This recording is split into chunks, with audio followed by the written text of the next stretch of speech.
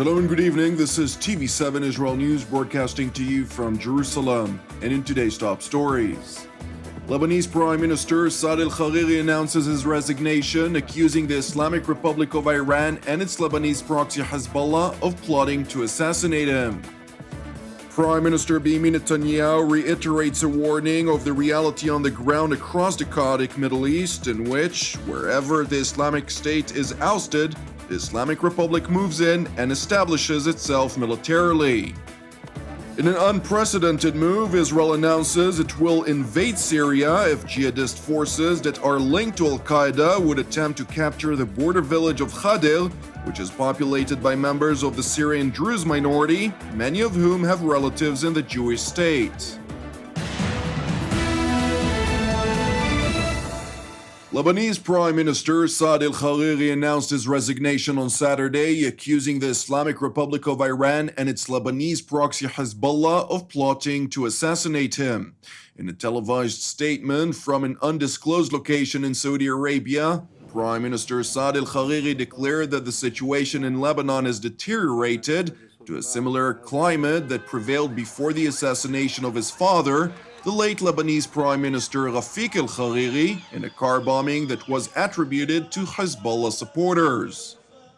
إننا نعيش أجواء شبيهة بالأجواء التي سادت قبيل اغتيال الشهيد رفيق الحريري، وقد لمست ما يحاك في الخفاء لاستهداف حياتي، وانطلاقا مما أؤمن به من مبادئ ورثتها من المرحوم الشهيد رفيق الحريري ومن مبادئ ثورة الأرز العظيمة، ولأنني لا أرضى أن أخذل اللبنانيين أو أقبل بما يخالف تلك المبادئ، فإني أعلن استقالتي من رئاسة الحكومة اللبنانية مع يقيني بأن إرادة اللبنانيين أقوى وعزيمتهم أصلب، وسيكونون قادرين برجالهم ونسائهم على التغلب على الوصاية عليهم من الداخل أو الخارج.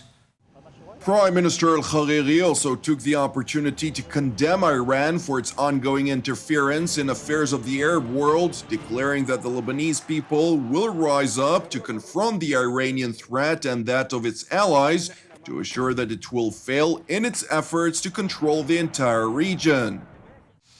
وأريد أن أقول لإيران وأتباعها أنهم خاسرون في تدخلاتهم في شؤون الأمة العربية، وسوف تنهض أمتنا كما فعلت في السابق، وستقطع الأيادي التي تمتد إليها بالسوء، وكما ردت عليكم في البحرين واليمن فسترد عليكم في كل أجزاء من أجزاء أمتنا الغالية، وسيرتد الشر إلى أهله.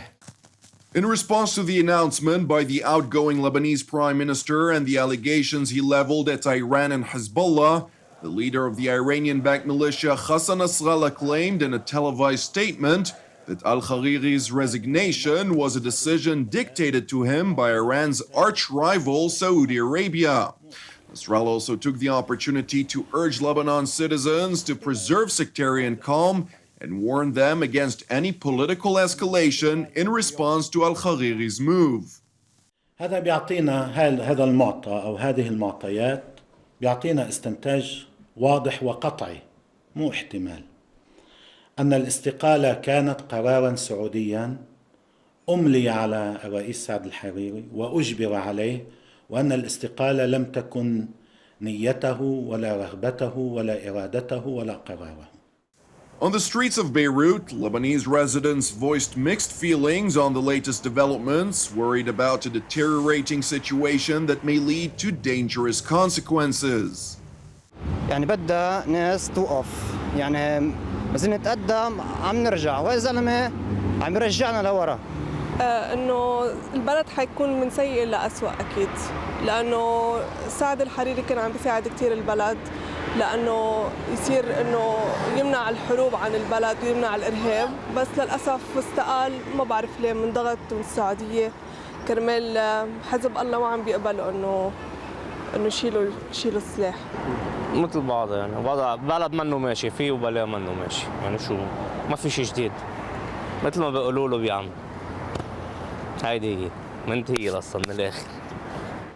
Meanwhile, in Israel, senior officials told TV7 that they are closely monitoring the situation in the country's northern neighbor, while stressing that it was due time that the Lebanese leadership in Beirut would act against Iran's dangerous interference.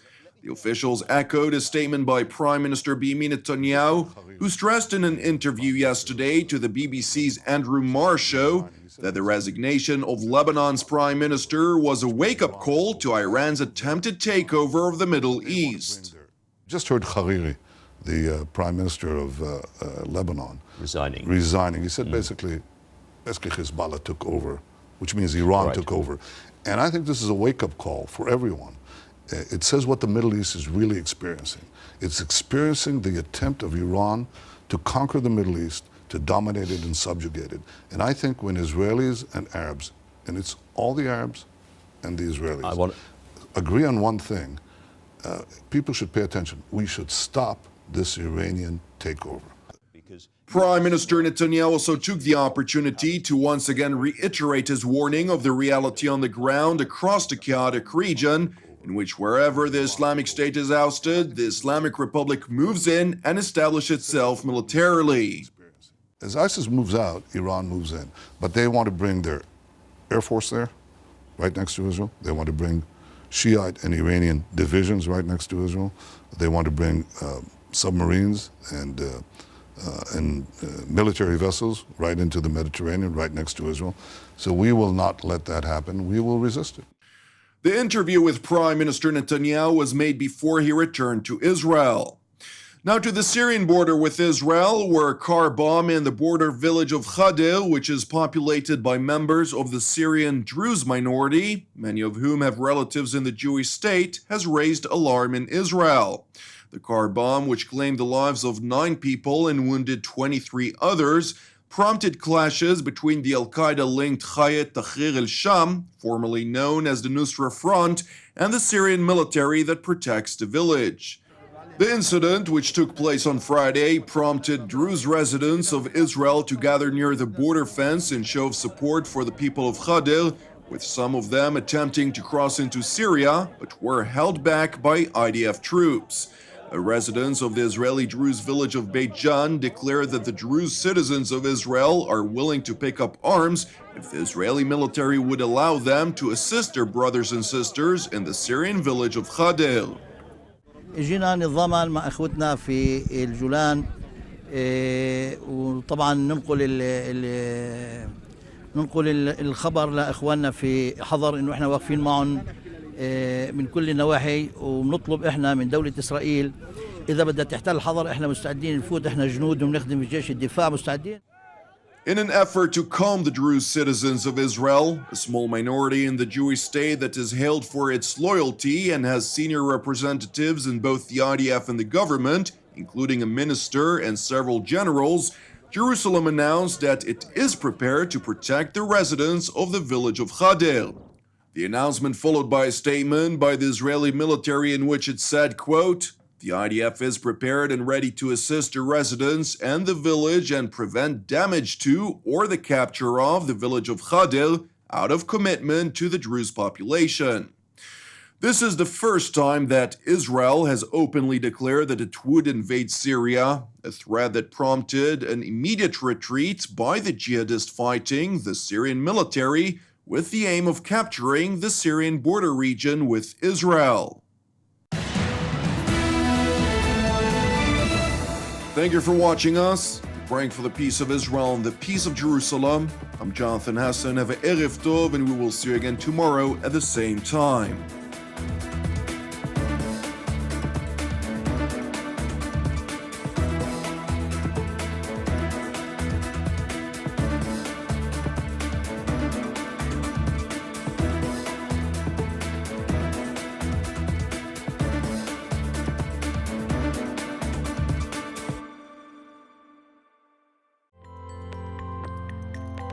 In order to donate to TV7 Israel News, please follow these simple steps.